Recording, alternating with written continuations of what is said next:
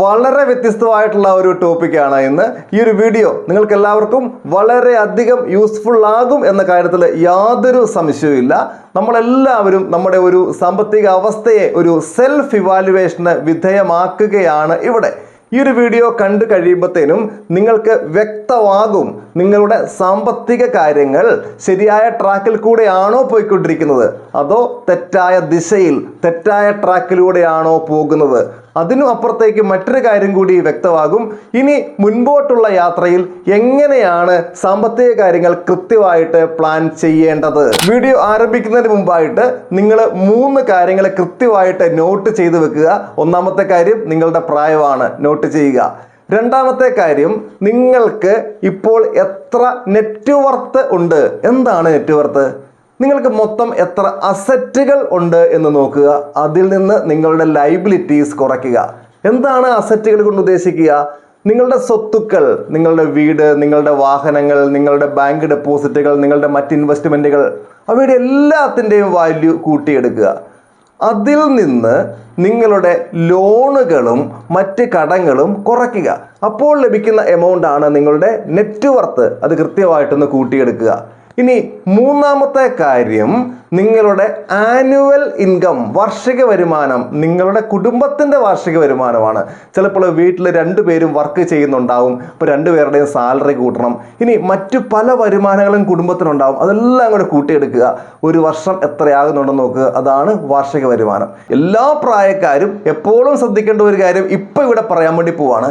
എപ്പോഴും നമ്മുടെ വരുമാനം വർദ്ധിപ്പിക്കാൻ വേണ്ടി ശ്രമിച്ചുകൊണ്ടിരിക്കുക. കുടുംബത്തിൻ്റെ വാർഷിക വരുമാനം വർദ്ധിപ്പിക്കാനുള്ള ശ്രമം നമ്മുടെ ഭാഗത്തുനിന്ന് എപ്പോഴും ഉണ്ടായിക്കൊണ്ടിരിക്കണം. എങ്കിൽ മാത്രമേ നെറ്റ് വർത്ത് വർദ്ധിപ്പിക്കാൻ വേണ്ടി പറ്റുള്ളൂ. എങ്കിൽ മാത്രമേ നമുക്ക് നമ്മുടെ ഫിനാൻഷ്യൽ ഗോൾസ് ഏറ്റവും നല്ല രീതിയിൽ അച്ചീവ് ചെയ്യാനും സാധിക്കുകയുള്ളൂ. ഈ 3 കാര്യങ്ങളും കൃത്യമായിട്ട് നോട്ട് ചെയ്ത് കഴിഞ്ഞാൽ നമുക്ക് ഈ വീഡിയോയിലേക്ക് ധൈര്യമായിട്ട് പോകാം. ഈ ഒരു ചാപ്റ്ററിൽ നമ്മൾ ബെഞ്ച് മാർക്ക് എന്നൊരു കൺസെപ്റ്റിനെ പറ്റി പറയുന്നുണ്ട്.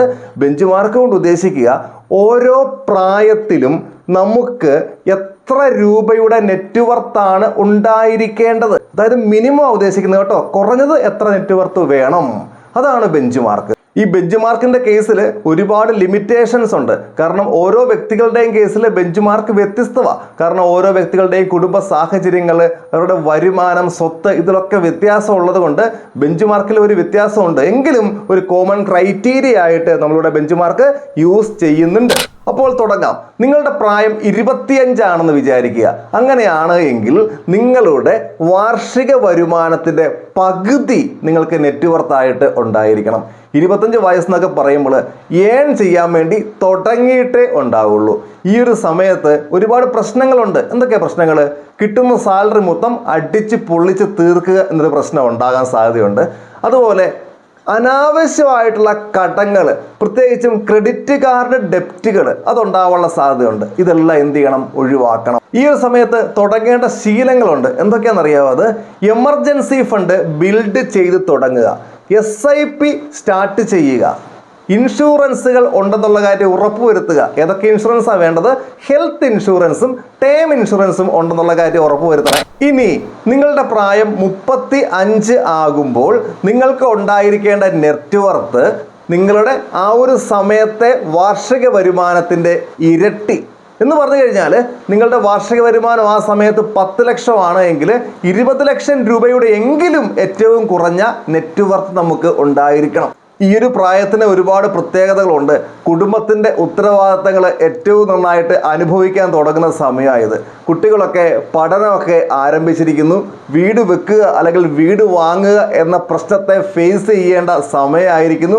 റിട്ടയർമെൻറ്റ് പ്ലാൻ ചെയ്യുന്നതിനെ പറ്റി ആലോചിക്കണം. ആലോചിച്ചാൽ പോരാ, റിട്ടയർമെൻറ്റ് കൃത്യമായിട്ട് പ്ലാൻ ചെയ്യേണ്ട സമയമാണിത്. വാർഷിക വരുമാനത്തിൻ്റെ 20% മുതൽ 30% വരെ എങ്കിലും കൃത്യമായിട്ട് സേവ് ചെയ്യണം.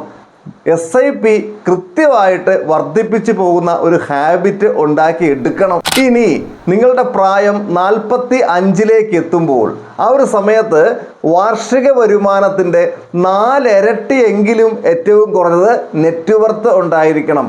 എന്ന് പറഞ്ഞു കഴിഞ്ഞാൽ 15 ലക്ഷം രൂപയാണ് ആ ഒരു സമയത്ത് വാർഷിക വരുമാനമെങ്കിൽ 60 ലക്ഷം രൂപയുടെയെങ്കിലും നെറ്റ് വർത്ത് ഉണ്ടായിരിക്കണം ഏറ്റവും കുറഞ്ഞത്. പ്രത്യേകം ശ്രദ്ധിക്കണം, 45 വയസ്സായി റിട്ടയർമെന്റിലേക്കുള്ള ദൂരം കുറഞ്ഞു വന്നുകൊണ്ടിരിക്കുകയാണ്.